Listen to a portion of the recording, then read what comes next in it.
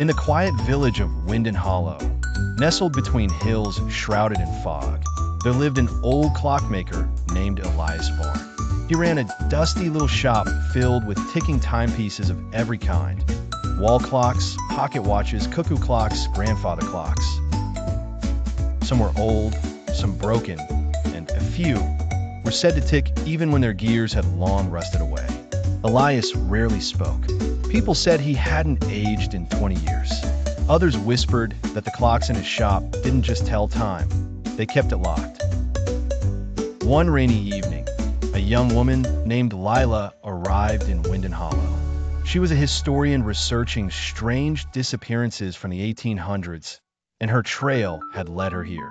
According to her notes, Elias's great-grandfather vanished without a trace, along with nearly 20 villagers. She found Elias's shop just as the bell tower struck 6 p.m. inside. The clocks ticked in unison, a mechanical heartbeat echoing through the walls.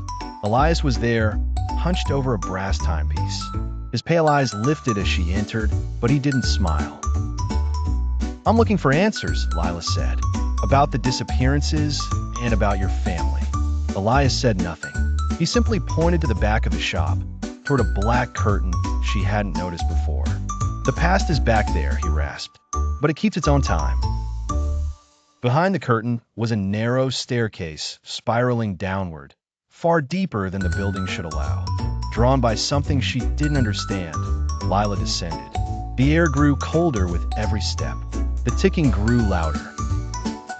At the bottom, she entered a vast, circular room, stone-walled and filled with clocks, all set to different times, none matching. And in the center stood a giant clock, taller than a man, its hands unmoving. Lila approached it. There was a plaque at the base, covered in dust. She wiped it clean. To stop time is to steal it. To restart it, one must pay. Before she could back away, the clocks around her all struck midnight. Every one of them. A scream of metal filled the air, and the large clock's hands began to move backward. Suddenly, the room was gone. She was standing in Winden Hollow again, but not the one she knew. The streets were cobbled. The sky was dark with soot, and people, wearing clothes from the 1800s, walked past her without seeing her. She ran to the square and saw him, Elias, but young.